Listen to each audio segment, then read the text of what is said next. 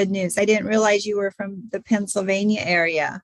Yeah, that's originally from, and I ended up coming out here and went to Hiram Scott College, which is now defunct. Since Okay. I was in the last graduating class, so Okay. yeah. I was reading the other night about there was a college at Wahoo called John F. Kennedy College. That was at the same time I was at Hiram Scott. Yep. Okay. Yep. So where was Hiram Scott then? It was in Scottsbluff. Like the remaining campus is where UNL Extension is right now in the State Patrol. Okay. Yeah. Interesting. So a guy from Pennsylvania comes to Nebraska for college. How exciting. And That's crazy, huh? yeah. And you're here. Yeah, for sure. You decided to stay. Super. My neighbor diagonally from me also was from Pennsylvania. He was a Hiram Scott guy, and he's still here too. And another block up the road is another guy in the same situation. So there were a bunch out here. Yeah. Well, neat. We'll probably have to research that college. I didn't realize it existed. So yeah, from 1965 to 71. Okay. Yeah. Yeah. The story I was reading about John F. Kennedy College was a women's softball team, and how they recruited all over and started the College World Series for women back in the day at UNO. It was really interesting. You'll get a pretty interesting story if you can find enough about Hiram Scott too, because they had quite a lot of sports and everything else too. So, yeah. Okay. Super. I will look that up. So. All right, sounds good. Yeah. I'll mute myself now in more ways than one. No, you're good. So. Okay. Hello, Ken. Can you hear me? You are currently muted. Okay, try that. Yep. We can hear you loud and clear. So. All right, good. Perfect. Make sure my phone is turned down here. Yeah, that's what I did. Turn.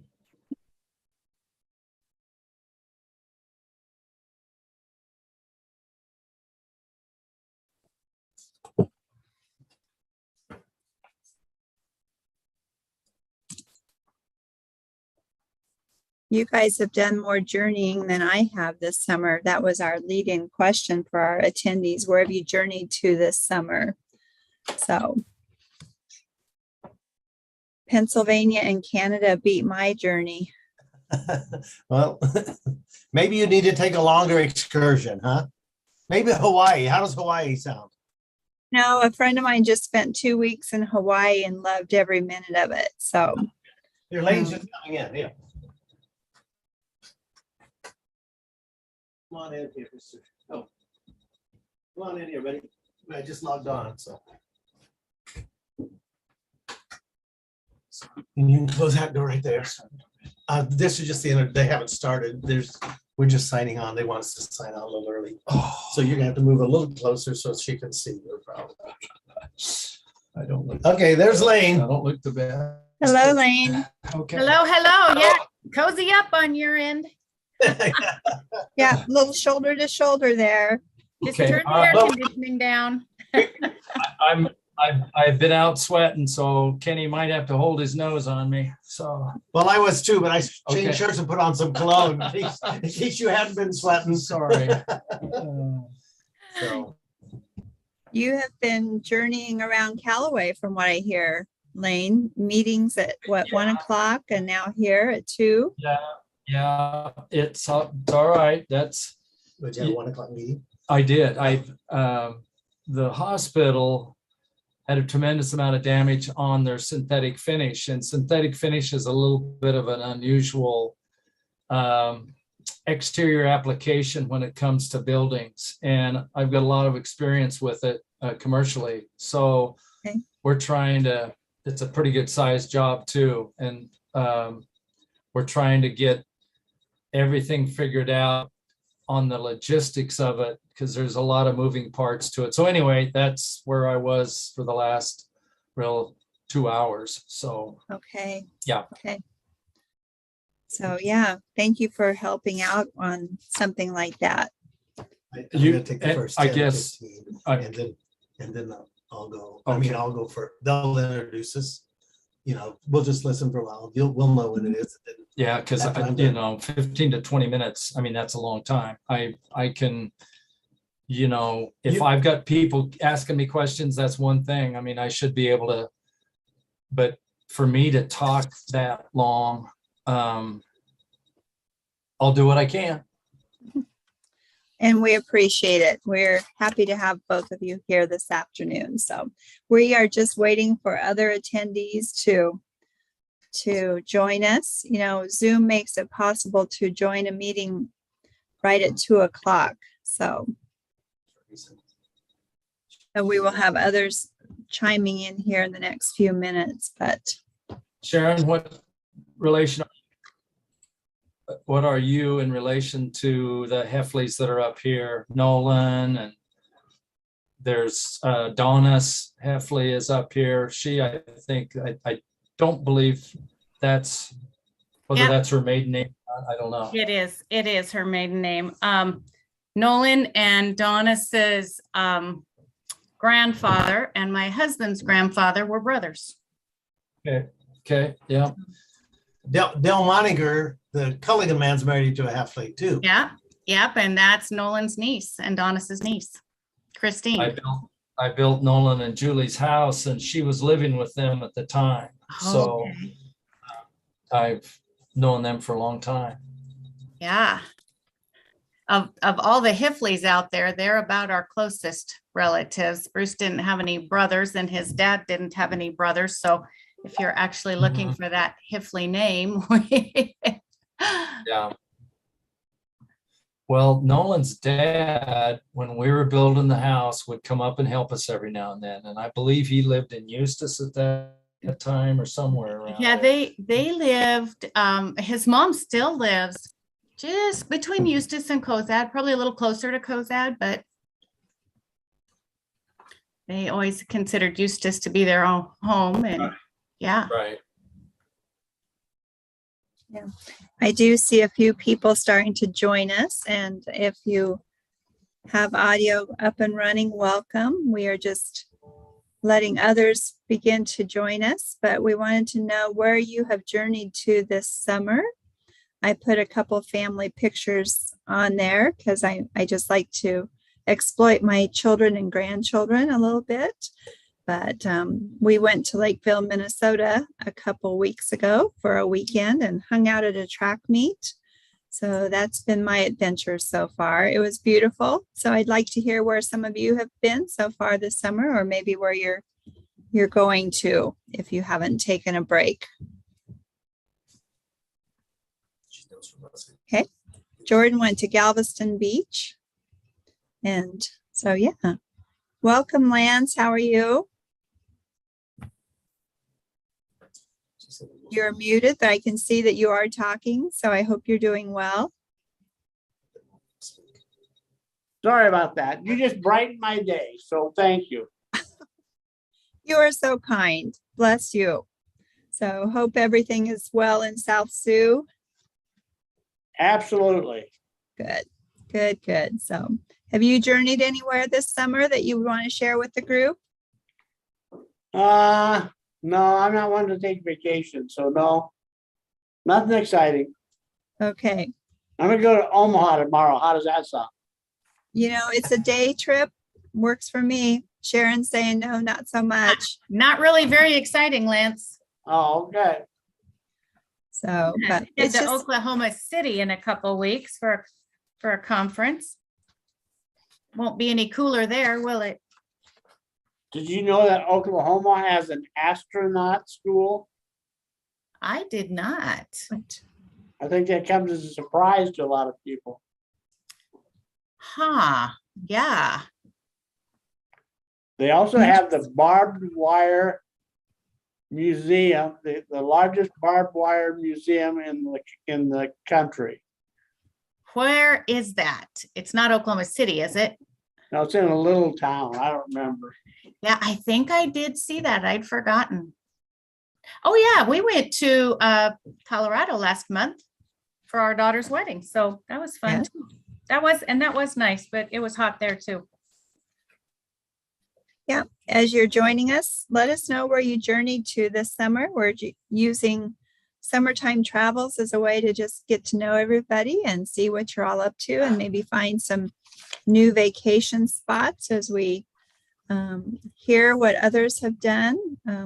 Welcome and thank you for continuing to join us. I see people signing on here. And as I mentioned, I went to Lakeville, Minnesota earlier this month with some family. So had a good time. It was a short trip, but fun. And unfortunately, because we had a teen and a tween with us, we went to the Mall of America. So had to slip that in as well. So it was interesting. Let's just put it that way. So, but yeah, we'll give everybody a couple more minutes to sign on. I know we've got a good number who have registered for today's event. So one of my failures in life, Wayne, is that we have a lot of community events. You know, you got the Balloon Festival, I think in Fall City, the Chicken Festival in Wayne. I think on our public education channels, we could share those and maybe have people be more interested in staying locally and going to Wayne or Fall City or Norfolk or whatever. And it would not cost virtually anything. Should be free. Last month, we asked what was going on around the state for summertime festivals, and there were a fair number, Lance, that people chimed in with and shared what was going on in their community. Some I'd never heard of, some that were really interesting. So, yeah. But I think we could put it on our public channels that most all cities have, and it would cost zero and maybe spark some interest to go to some of these other events. Yeah. Well, I would challenge you as people speak up today, you might, kind of think about where they're from. We just, Leanne and I went up and met with Dakota Resources. We've had them on here as speakers, and we met with them in Yankton, and they were having one of their Zoom coffee breaks that morning. And so as people were talking about where they were from or what was going on, well, we have Boss Cow days was kind of I'm like, what did she really say? And so as they're all talking, I'm Googling on my phone. And so I learned a little bit about 3 or 4 communities in South Dakota that had some fun events too, and the things that we can do just really close to home and back and forth just across state line. We can encourage them to come to us and us to go to them. And that's a good idea to get that information out there, let people have a taste. They were having Panaprog days in Lakeville when we were there, and it was just interesting. It was almost a week-long festival. So as you're joining us, feel free to tell us in the chat box where you have journeyed this summer or where you're going to journey to. I have shared that I went to Lakeville, Minnesota, but I do want to honor everyone's time and get started and just let our speakers know how much we appreciate them being here and giving of their time this afternoon. And I know individuals will continue to join us. So please let us know that you are joining our July edition of HomeNE using the chat box today. And before we do get underway, I do want to recognize the Department of Economic Development for their financial investment and support of the HomeNE Learning Network. So a reminder to all of you, we are streaming this to our YouTube channel. So if you have technical difficulties, feel free to hop on to our channel on YouTube. And you might see a couple unfamiliar faces. Sherry is generally handling the logistics for our webinars. She is on vacation, so we have the pleasure of being joined by Jill and Becca, and they are handling the logistics for us today. So both are fairly new here in the SCED office, and we have enjoyed getting to know them and working with them. So if I haven't introduced myself, I am Lori Ferguson. I'm with South Central Economic Development District. We office here in Holdridge and cover a 13-county region. And I just want to say thank you to all of you who are joining us, whether this is the first webinar you've joined of HomeNE or whether it's one of many. Growth continues to happen, and that's all because of you. Whether you're participating in webinars or asking for information, coming to our gatherings, we do continue to see growth in HomeNE. So thank you for making that happen. And today, I just want to say that we had the pleasure of hearing from Ken Pitkin and Lane Chesley of Callaway. They are going to share the success story that is happening in Callaway as a result of intentional and deliberate actions that are happening at the local level there in a beautiful valley of Custer County. So I'm looking forward to their presentation. Before we begin, I do want to just ask you a couple questions. What is it that interests you about today's topic? And also, just to follow up on the growth, how has participation in HomeNE benefited you, your organization, and or your community? We would love to hear your responses, either in the chat box or send Sharon or myself an email at the conclusion of today. And our contact information will be at the conclusion of today's presentation. So we are a learning network statewide, and we all learn best when we learn together. So at this time, I'm going to turn today's webinar over to Sharon Heffley, the Executive Director of SCED, to introduce our guests. Hey, welcome. This is our July edition, right in the middle of hot summer, and I can't think of a better place for you to be than in the air conditioning on a Zoom webinar. South Central Economic Development District serves as the lead agent for this learning network, and we really are glad that you're here. HomeNE is here to provide face-to-face and online opportunities to foster interaction, engagement, and skill building for those of us that are passionate about addressing the housing challenges in our communities. And we're also here to empower and encourage those of us to apply what we learn. If you take it and it was just good information, then we didn't do very well. But if you take it and say, man, I can take one piece of that and I can run with it, that's awesome. And that's what we hope for. So I am very excited about Callaway. I had the privilege a couple of years ago, just before the whole shutdown in the spring of 2020, to do some private consulting in Callaway. And Ken was somebody that I connected with. He was passionate about the businesses, and I got to go up and work with the business. And of course, I love the drive in the country any day. And Callaway isn't exactly easy to get to. You have to mean to go there. They are in the middle of everywhere. 7 valleys, I believe, and you guys will have to fill us in on that. It's a very, very pretty community. There's not, I just didn't see a lot of smokestacks. I saw a lot of cattle and a lot of corn and pasture and a nice, clean community. They've got great businesses in the downtown, and I was just really excited about it. And I was excited about what I saw going on in housing. And so we started asking questions, and Ken started filling me in. They had a new development going in and all. And we said, gosh, this town of just under 700, you all need to know about them. When I tell people what HomeNE is, I say we believe, and not just HomeNE, all of the work SCED does really, we believe in Friday night football competition. We think it's healthy. And we hope that by hearing their story, you'll say, what? They live on the edge of the Sandhills and they're doing this in their town of under 700. Well, think what we can do and then go do. So I am really excited for you to meet Ken and Lane. Ken was a business owner. If you have time for a cup of coffee with him sometime, ask him how he did the transition.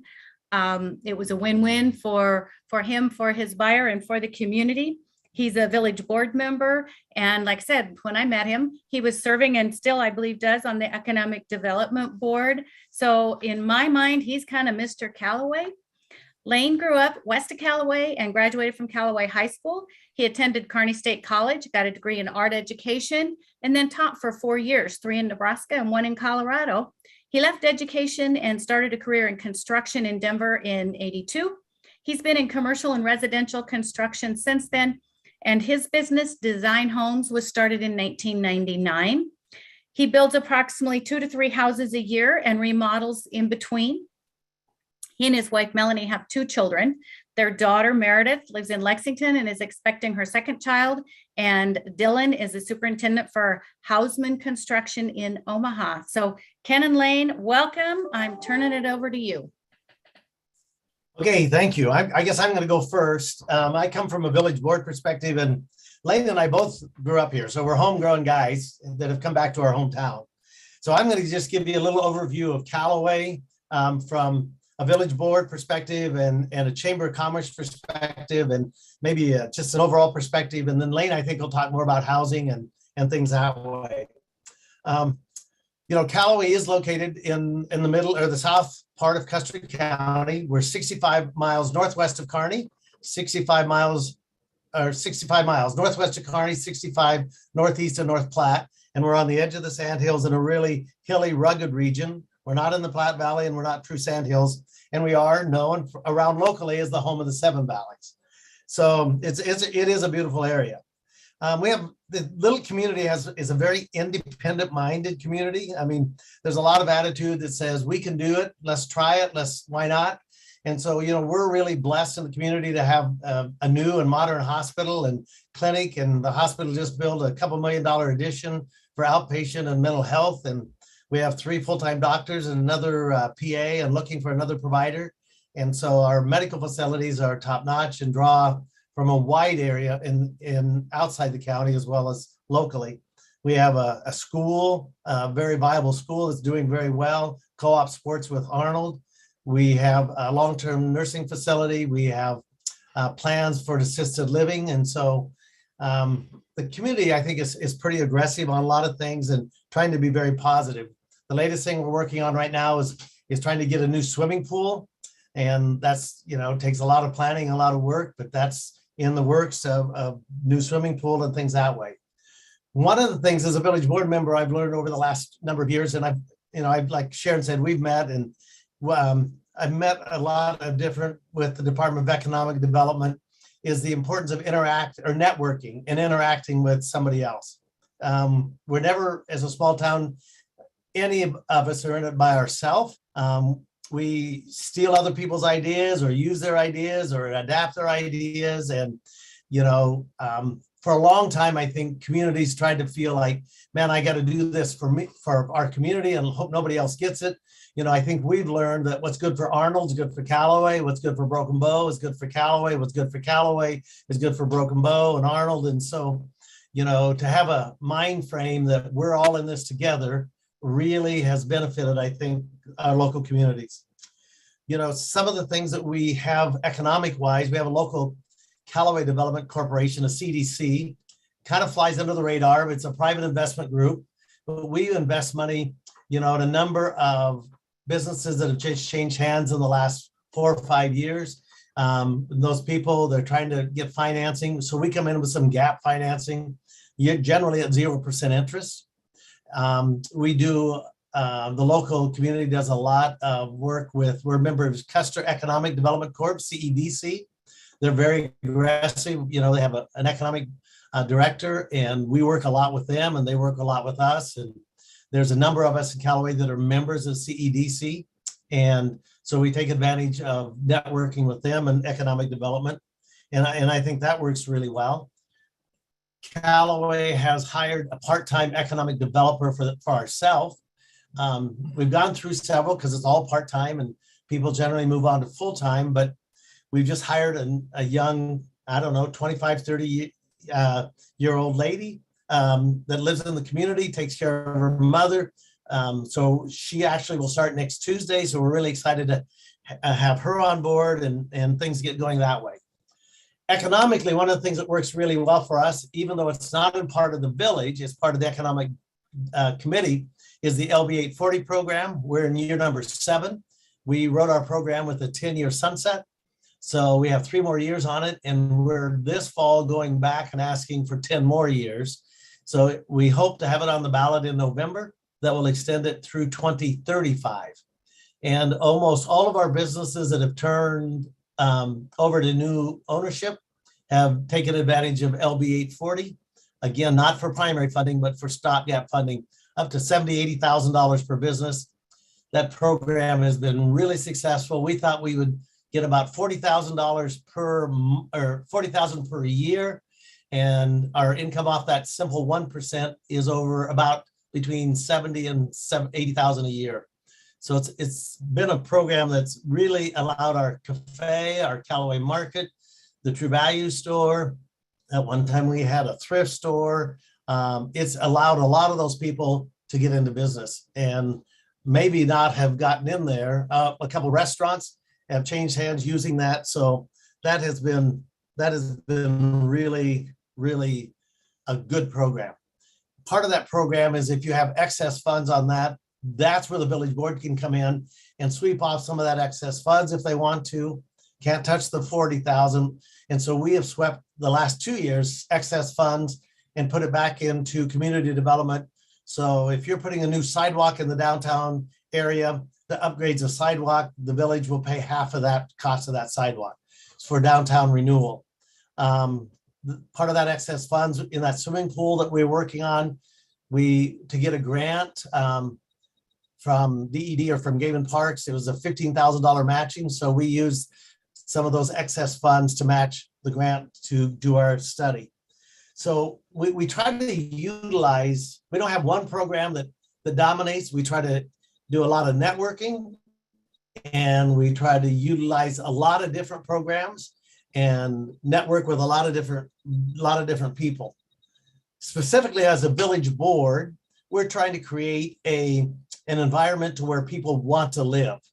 We realize that, like this June, our local Chamber of Commerce hosted 4 or 5 different events. The bike ride across Nebraska came, the tour of Nebraska came, the Vintage Car of America Club came, and things that way. We had rodeos here. And we know that all those people aren't going to live here, but they're going to drop money here. And if only 1 or 2 come back and say, you know what, maybe that'd be a good place to retire. And we've had that happen. So we, as a village board, take a really long view of how we can make it more attractive. One of the places that Lane is building houses or homes is in a development area that a few years ago, when it was first developed, a previous village board decided they were going to charge people to build a house there. I mean, it was the exact opposite of economic development. But there's some new members that got on village board. I was one of them, but there was 3 or 4 new members and said, wait, let's do that. Let's do that differently. It's in the city limits. So, they pay a normal sewer tap or water tap, but there was not any, what was an access fee or something to access utilities, which was crazy. So that was removed, and so then we said, okay, what would make the village a place somebody would want to live? And Sharon, I appreciate your comment when you said you find it to be a clean community, because we're working to make it a clean community. We have a 4-point program we're kind of working on. And in small towns, the number one issue always is with dogs running loose or barking or whatever. So we don't have a policeman in Callaway. It's 700 people, but we hired an ordinance officer, a gentleman who knows our village ordinances. And if people have a concern, you could go to the village clerk. You don't fill out a complaint form anymore. We changed the wording to a concern, a citizen concern, because people hesitated at filing a complaint against somebody. And we turn that over to the ordinance officer, and if it's barking dogs or running dogs or whatever, he'll go visit with them and they'll come up with a solution without being confrontive and without anybody being angry. So for us, it's a creative way to hopefully work on a problem that we think every small town has.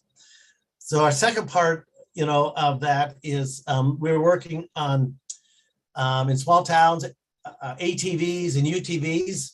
Our farmers all come into town on them, and the state now has state statutes that allow them to do that. And so we wrote that along with golf carts.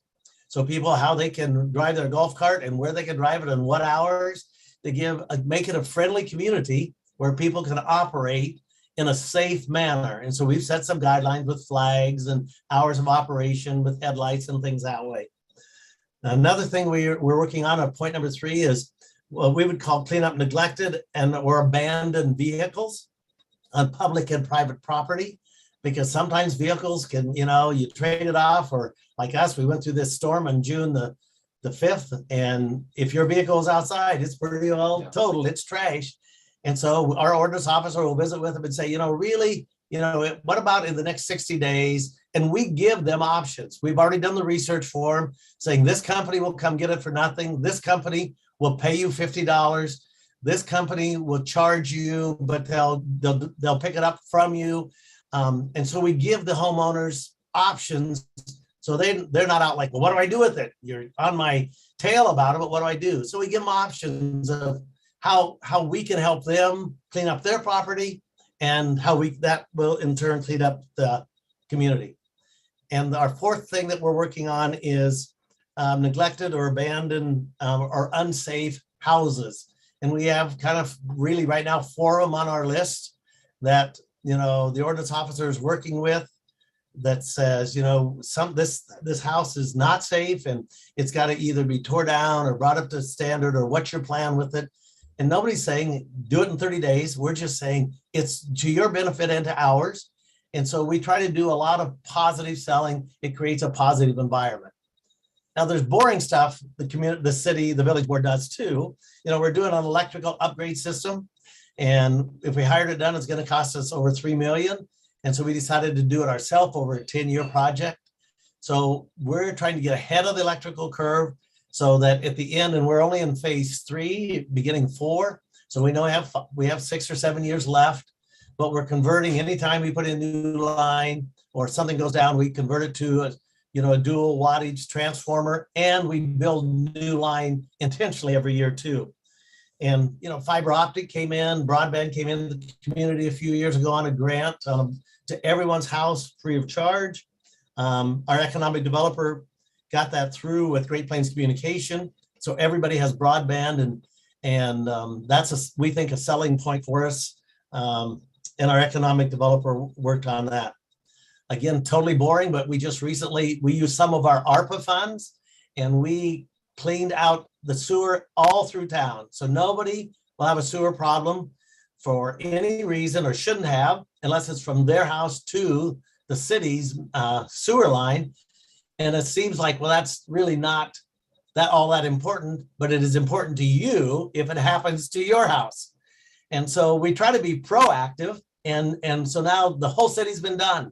And so we do a lot of silent stuff. You know, part of our electrical upgrade, we found out that we have one structure called an H structure that brings all of our power into town. And if that structure would go down, it would shut the whole town off. Well, through our consultant and our electrical consultant and through Mean, we had it evaluated and found out that we had 2 small poles in there. They've been in there 40 years. So while it's seamless, nobody lost power, but now we're totally ready for whatever comes through, you know, I mean, other than a tornado, you know, and so we're trying to do a lot of behind the scenes and a lot of positive things in front to say, this is the place you want to do business. We want to make it a friendly place to do business. We want to make it a clean place to do business, with the pool, with the restaurants, with the schools, with housing. We wanted to make it a place where you want to come and be a part of.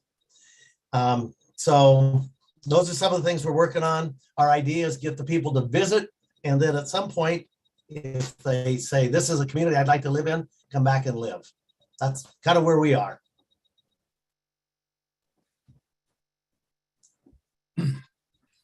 Well, I'm gonna come. I love that, Ken, if I can just take a minute. And I just think that, you know, we have a lot of economic developers on, and we're thinking a lot about those businesses and a portion of the things that Ken is talking about. And yet, if your power isn't stable, you don't have quality of life that you need. You can't work from home if you don't have the broadband, if you don't have the fiber.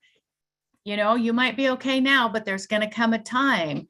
And I love that you overall keeping the taxes down, because you're not doing the millions and millions, but you're doing the electrical over 10 years. And there's so many little components that are things that the rest of us don't think about needing done until they break.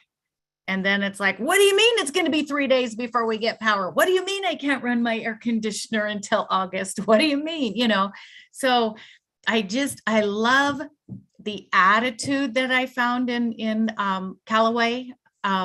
So yeah, we'll go more into the specifics there. Lane, take it away. Well, first of all, that was impressive. I have notes. That's good. I will come to it from I've been a builder. I've really been in construction most all of my, since 1982. And when my wife and I decided to move back here, I started building homes in middle 90s. And we really serviced about a 75-mile radius around Callaway building homes. And it wasn't until 2018 that my lead foreman bought an alfalfa field just on the east outskirts of Callaway here, and went ahead and got it. It was already subdivided into 72 lots. And he just decided, I'm going to build a house. This first house that I build, if somebody wants to buy it, they can. I need a new house to live in. And that's what really started the boom, I'm going to say, in a small town this size of construction. Today, out of those 72 lots, there's 6 remaining. And you take that over a 4-year period, I think that's really pretty impressive. Some of the lots that have been purchased don't have structures on them, but, excuse me, but structures will be built on them probably within the next 2 years or so. I'm involved with the Arnold Economic Development. They're a community about 22 miles up to the northwest of Callaway, up what we call the River Road, up the South Loop River. I am going to purchase a half a city block there and sign a contract with them that I'm going to have 2 years to develop that half a city block. And I already have drawings up, 2 duplexes, and of course 2 units in each duplex. And we're really stepping out. I'm kind of stepping out, hoping. I think it will be a good thing. It's really the same approach that Justin had, my foreman, when he purchased this land here. You gotta have somebody, I think, that's willing to take the risk.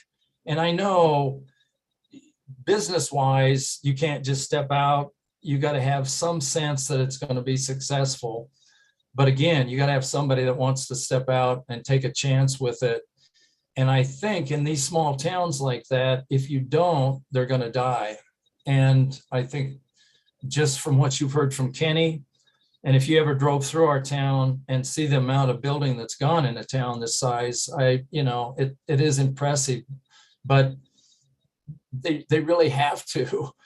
The cost to remodel right now is so high that typically it's about as cheap to build small if you can, decide on a smaller house plan. We found that that's a good route to go. Really, from my end of it, that's about it in a nutshell, I guess. If you had some questions, I'd be more than happy to answer them. So Lane, talk about your subdivision. I assume single family homes, but who's moving into those homes?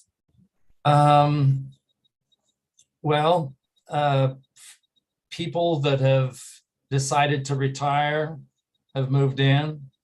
The flight guy. There's a guy that goes to Kearney. He's a helicopter nurse, is in one of them. My lead foreman is in one of the houses. We're building the house right next to him for his son. Just to the other side of him, his mother-in-law lives. There's a woman from out of town that hopes to retire in the next 5 years. That'll be building a house there. It's really a nice cross section. A young couple that both work in Broken Bow. Yeah. But they chose to build a new house in Callaway and drive to Broken Bow every day to work. I just finished a house for a couple that retired sold their ranch, moved into Callaway. I just finished a house for them. So that's kind of the cross section. So go ahead, Sharon. Are these mostly custom, you're building custom, or they start as spec homes? No, they're custom homes. But Okay. if you're careful, you know, when you hear the word custom, you think dollar signs. But if you're careful, we really try and encourage people here to build a basement because it's your cheapest square footage. You might not finish it, but it really doubles your square footage. You're getting more bang for your buck. You can be careful and still get a quality home at not an outrageous price. Right, right. What is the square footage that you're seeing, or is it all over? That really is all over. The young couple that goes to Broken Bow to work, the house that I built for them is roughly 1,600 square foot up, 1,600 square foot down. It's got a master bed, a master suite on one end of the house. The center part is their kitchen living room. The north part of their house is the a guest room, a guest bathroom, and their laundry, and then the garage onto that. So again, it's very economical as far as space goes. Not a lot of square footage, but just the right amount for them. So we talked about, you know, whether this development was TIF financed, was the infrastructure. Would you talk a little bit about that? Where's the infrastructure? Did you bring everything out to that development, or how's that happening and how's it being financed? Can you share about that? I mean, Kenny brought this point up. It just made no sense to us that they were charging us the amount of money that they wanted for them to have taxes for the rest of the life of this house. So the city brought sewer and electricity and water out there. As far as anything after that, it's been all up to whomever's building the home to finance that home. It's been our experience that none of the property out there that's been built has had any like TIF or anything like that as far as financing goes. So the infrastructure for a minute, when Justin bought that or made it into a subdivision, it was already part within the city limits. Right. It was not annexed. So there were several of us not on the village board at that time who were presently on the board, still felt at that time, since it was already part of the village, it was the village's responsibility to provide services to those homes, even if there's only one home. But that wasn't the view of the current at that time. And so there was I think it was $3,250 upcharge because the city ran full sewer and electrical and water and new lines out there. They said, we got to recover that cost. Well, our argument, and so several of us, you don't like something, run for a board to change it, I guess, I don't know. So at any rate, you know, when the board changed, we looked at that again and said exactly what Lane said. That house is going to be for the next 100 years. And so, you know, I literally took my tax statement for my house to the city council and said, look, here's my house and here's the value. The houses out there are going to be worth at least this much or more. The city's going to get this every year for 100 years or more, whatever. They're going to get, so it's an investment for the community, for the city to supply that, since it's already in city limits. And so it was reversed. It was, yeah. You know, and that fee was taken off. Because that was the one downside to it that we saw right from the beginning, starting the houses, that, you know, you have to spend $3,200 for the right to live in Callaway. It didn't make any sense. It made no sense at all. And then we have another guy who is moving some houses. Al Meredith moved a house on his property for a rental and this and that.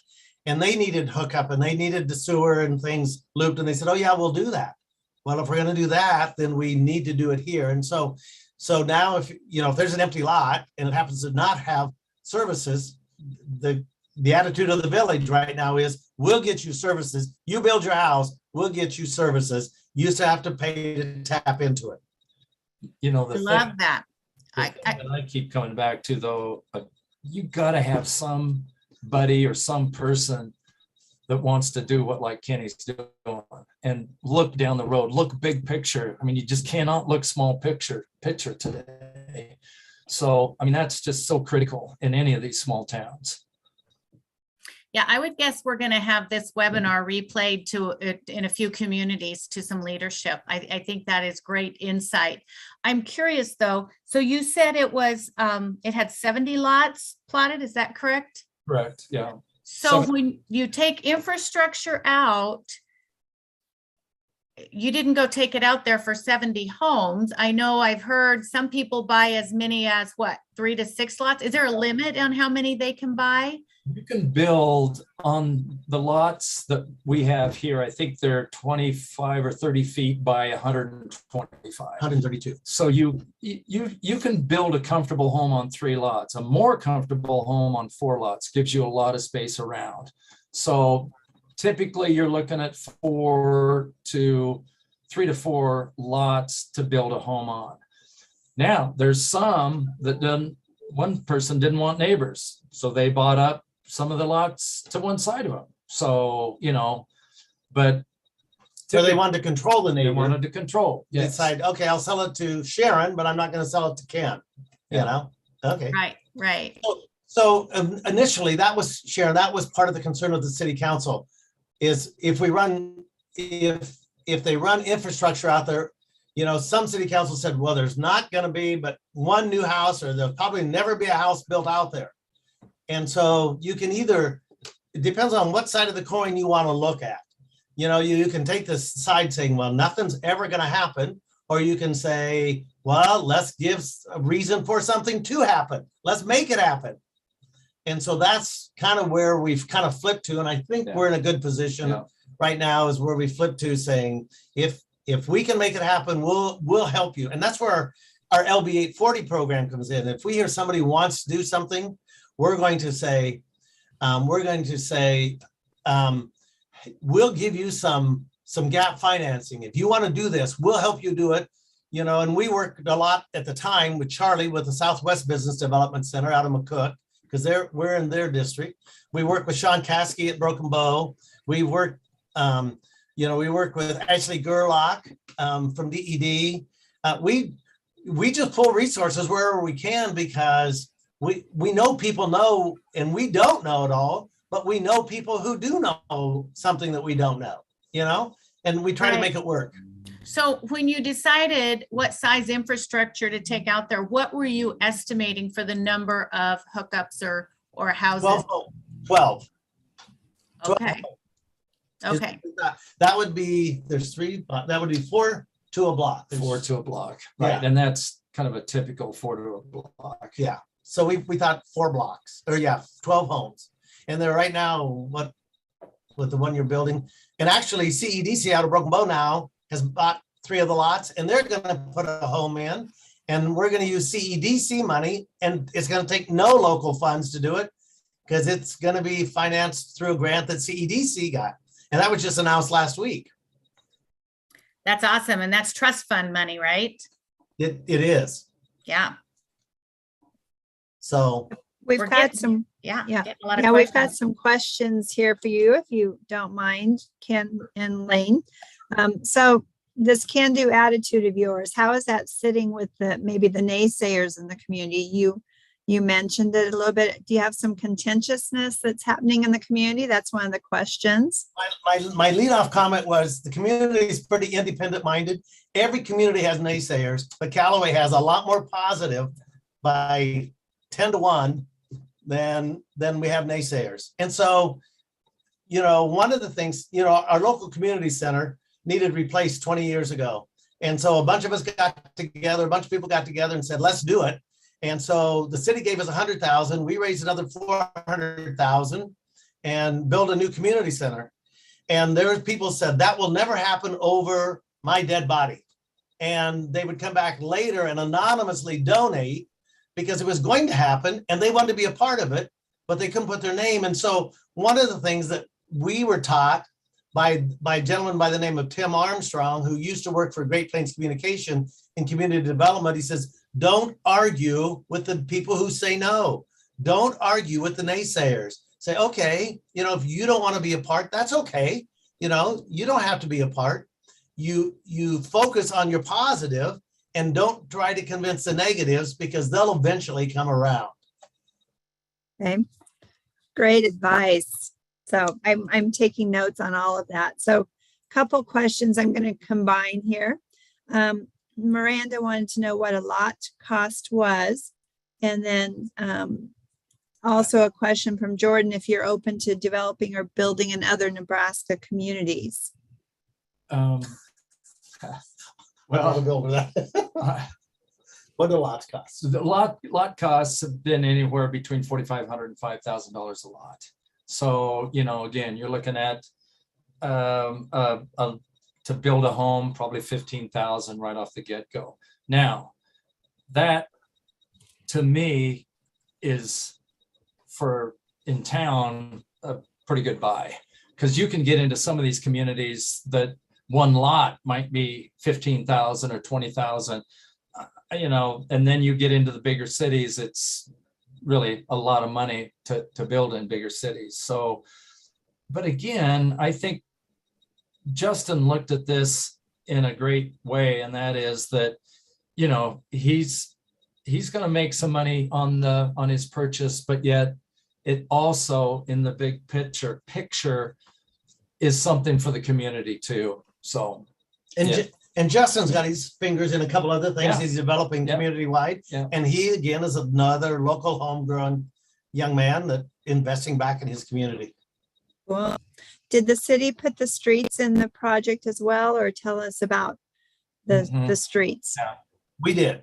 Yeah, Right now they're gravel, but we have a local guy here who did land leveling and earth moving and everything, and we used his expertise, and we didn't try to build them on thinking, okay, well, you know, our guys, you know everything on it. They said, how do we build this street so it will last? And so we utilized somebody else's expertise. He came in and told us how to do it, but the city did it. They maintain the streets, they maintain the alleys. They need to work on that one alley a little more. But yeah, the city put the streets in, and they're not on a 1 and 6 year, they're on a 1 and 6, but they're not on a 1 year oil program yet, but they'll eventually be oiled as well. Okay, perfect. Thank you. What other questions are coming to mind for our presenters this afternoon?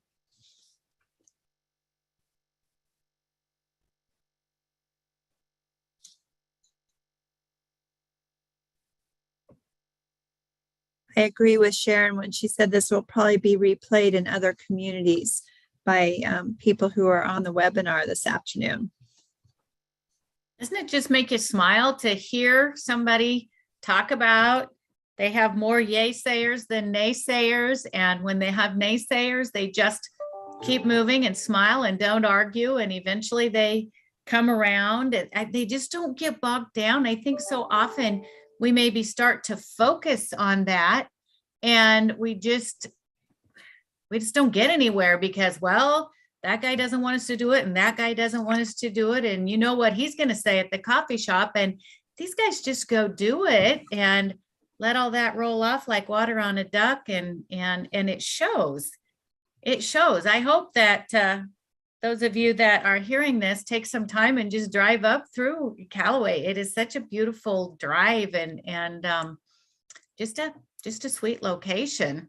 Sharon, there's one other thing too, is that, you know, with Lane and Justin starting the building, then we had another guy who's not a developer or not a construction guy at all, put his own money in, hired somebody else to put in a duplex because he saw these other houses going in. And then we have another builder who's put in a couple of houses. And so it's kind of contagious, you know, it feeds off each other. So I have a how question. many houses have you had over, give me, in 5 years, we've had this many, or in 3 years, or, you know, what? We're counting. 4, 5, 6, 7, 8 from Randy, 3 from Randy, Lewandowski's duplex. 9, 10, really, if you count a duplex. And You know, one coming in. We're gonna guess somewhere between 10 and 12 in the last 4 years. 10 or 12 in the And last again, 4 years. That's is- incredible. What I see in these smaller communities too, and I don't mean to generalize, but you either have houses that are in great shape or a lot of houses that aren't, that have been built a long time ago. And, you know, the question is, do I spend $100,000 on an old house to still have an old house with updated windows? Or do I tear it down and use that $100,000 to get a very energy efficient house that I know is going to last for a long time and be something for my children to have in the years to come? And you know, and we're finding more to the latter than to the prior. So. Right, but you do have some activity in the rehab side, don't you? Well, Rehab. on the People- rehabbing house, Oh. we have had, you know, and again, I guess, I don't know if this came through, this maybe came through CNED, maybe through Judy Peterson, but we've had a couple of houses that applied for rehab money that got new windows, new siding. Okay. That updated and made her house energy efficient. And I think there was another one in town that did that. And Keith Ellis and I have been working on with the state to try to see if we can get money to demolish these 4 old houses or money to acquire that. That's kind of another whole game to jump through. That's not very easy to jump through. So, you know, it's easier to just do it privately. When we thought we had a chance to buy one of these older houses, literally somebody said, I'll sell it to you for $5,000. I made a call to 4 different people and said, we have a chance to do this. They said, we'll give you $1,000. We don't care if we make money. Let's just get rid of it. Well, I guess it was a bluff, because when we found out we had the money, they didn't want to do it. But we're working as a village board to say, we've got to work on these 4 houses because it will make a difference to how the whole community looks. And when it makes a difference how the whole community looks, it makes a difference who wants to build here. Ken, you've talked about a variety of projects going on in the community, and a question that came in, do you have a community fund that helped with any fundraising that might have been needed or anything like that? Well, we have a Callaway Community Foundation that's very active. They gave money toward the swimming pool fund, and they've given money to the assisted living fund, but they have not built they give money to charitable organizations, but not to individual. Okay. Where the LBA money, like if Lane and Justin wanted to apply and say, hey, we want to build a duplex here, would you guys fund part of it? He could probably go to CDC and LB 840 and come up with half the money. They'd probably have to put up the other half. Okay. Right, right. Did you know that a foundation can, though, they can donate to alleviate the burden of government? So next time you end up with one of those properties that needs torn down, if they have funding or if they run a fund that people would donate to, they actually can do demolition, because that's for the city, because that's alleviating the burden of government. I did not know that. See, that's worth everything right there. We're going to steal that idea. And I'm sure, Sharon, you're going to hear from me. You don't have to steal it from me. Casey Baylitz talked on one of our webinars. It's been a while, but yeah, and we have some of our communities, their foundations are wanting to do things, because that is a stumbling block. The other way that we've seen that done is through tax increment financing. And we actually have the forms available. Laura Husky's organization, Midwest. Oh, Lori, bail me out. Midwest Housing Development Fund, I believe. That is correct. Thank you, Paula. Thank you. I don't know why that will not stick. It just does not roll off like I need it to. But they helped us with some technical assistance funding. And we worked with Andrew Willis with Klein Williams attorneys to put together the documents that are available to anyone, where a community, a CRA or a CDA can purchase the lot and do demo and provide that lot to a developer, pad ready, they call it. So in the case of the one that we have built, they put the basement there for us, and they'll get paid back for the lot can get paid back for demolition as long as there's enough incremental tax, but they'll get paid back through tax increment financing, Yeah, even for that basement. So it really helps when there hasn't been a spec house somewhere for a long time. It really helps mitigate the risk, getting somebody to go in and do that proof of concept. So those are some kind of fun things that would fit right into what you're already doing. Okay, that's good to know. Good to know. Lane, you chuckled when I asked this earlier, but I've been prompted to ask it again. Would you consider branching out to other communities that might want some?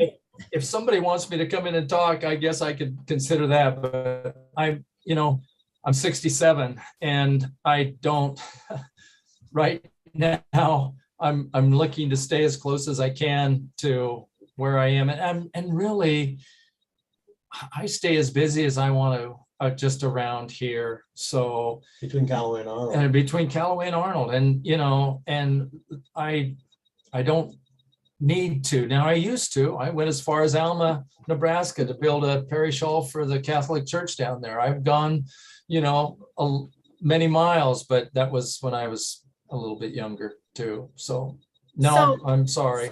You talked about the duplexes. How many units will go on your half block in Arnold? Well, there'll be 2 buildings and each building will have 2 duplexes. Okay. So my approach on those duplexes is this is the part that probably concerns me the most, but I want to build an energy efficient duplex. So they're going to be poured concrete walls. We have what you call insulated concrete forms. All of our basements that we build now are insulated concrete forms. I've built 2 houses with the upper floors insulated concrete, and the utility costs are incredibly small. So that's what these duplexes will be made out of. Will be insulated concrete forms for walls, all on slabs. So there'll be 0 entries, all ADA. But yeah, there'll be 4 units there. And the target audience for those would be whom? I think anybody. I mean, to me, I suppose where we're going to end up cost-wise, it might be for some retiring rancher or some retiring farmer, but they're going to be 2 bedrooms, 2 bathrooms, a living room, kitchen, big room area, and each unit's going to have approximately 1,435 square feet. Oh, that's pretty good. So they're not small. They're not small. So are these, so they will be sold as townhouses or they'll be rented? No, they'll be sold as townhouses. As townhouses. Yeah. Boy, that's awesome. And are they close to downtown or are they? They're basically they're in the southern part of Main Street, you would say. The access is great. There's a lot of upside to it. It's just Arnold has not had as much new building going on in their community as Callaway has, but the draw for Arnold is there's people that don't want to live in North Platte that work in North Platte, and it's a lot closer. Gothenburg proximity is close. So that's one thing that both Callaway and Arnold have to offer, is that they're a smaller community that's within driving distance of work. Yeah. Yeah. But then it appears you get them to come back and participate in community, and that's awesome. I think the community of Arnold is as progressive and, Callaway. It's just that they don't have a hospital, which is tough, but Callaway serves that community. They're getting ready to build a 5,000 square foot facility that's going to be exam rooms. I believe a pharmacy is going in up there. The Callaway Hospital is building a new clinic in Arnold. So it's on an upswing too. I will say that. I have one other question. Ken, back to the village being willing to put in all the infrastructure. Have you considered, did you, just a thought like, we'll put this in and we won't charge you if you build within 2 years or whatever to prevent, or does it not go in until they're building? No, the infrastructure is all there because we wanted to put the infrastructure in before any of the building because it's so Right. much easier. Have to. It's just so much easier for us as a village. Mhm. And Mhm. so, no, if I think if we would say you have to build within 2 years, I think that would come back to either our CDC, which is the Callaway Development Corp, that would buy the lot and sell and give to somebody if they build If they built. a house.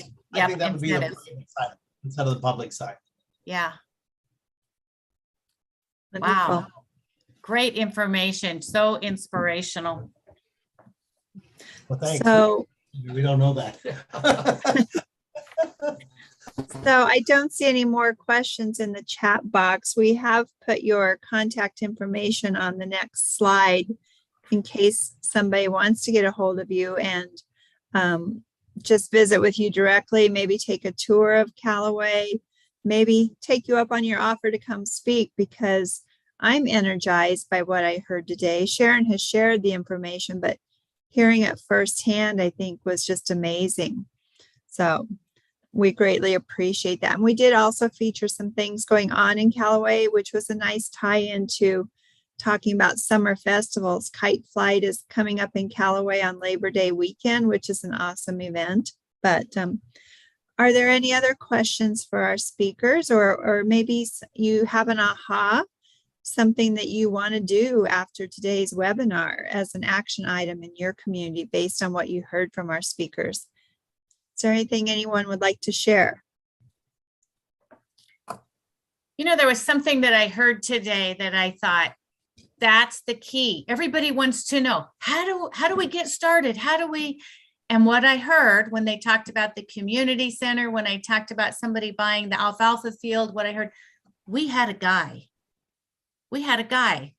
Somebody stepped up and said, I'm going to do something. And I just think that is so valuable. And having said that, I want to challenge you.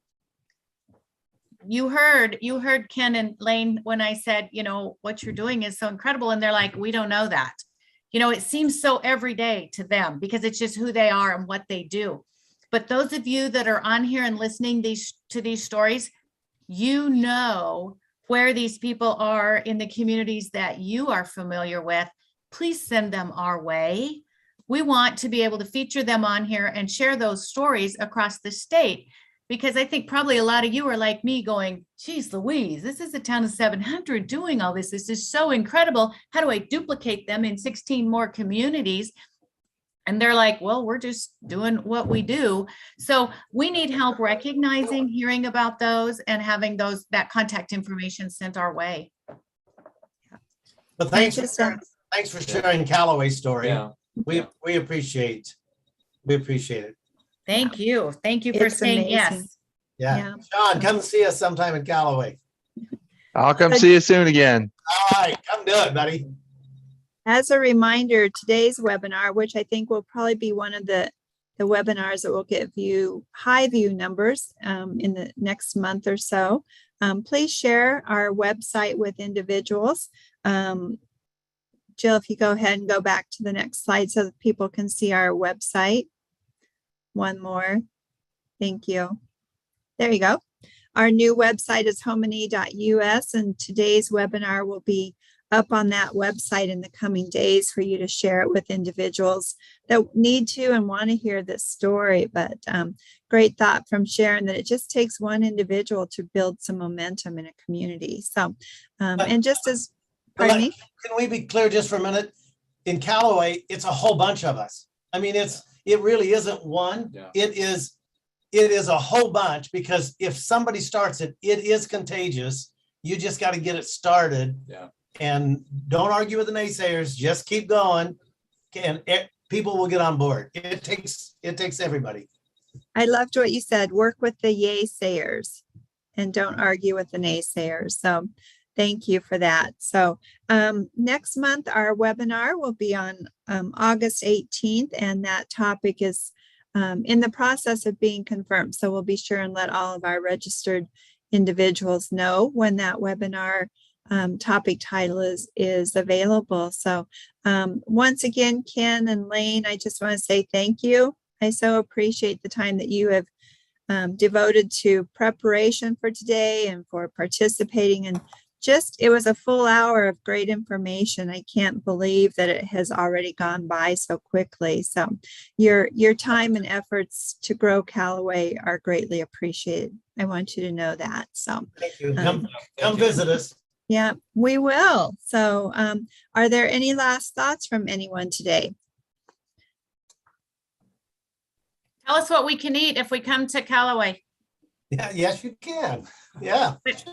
What do you remind me what you have for establishments? Well, we have Shotgun Annie's and we have Mrs. Robinson's Cafe, and the Hangar 22 now is Henry's Beach Bar. We have a new couple. His wife was from Callaway, married a guy from California, so now it's a beach bar and makes out of this world pizza.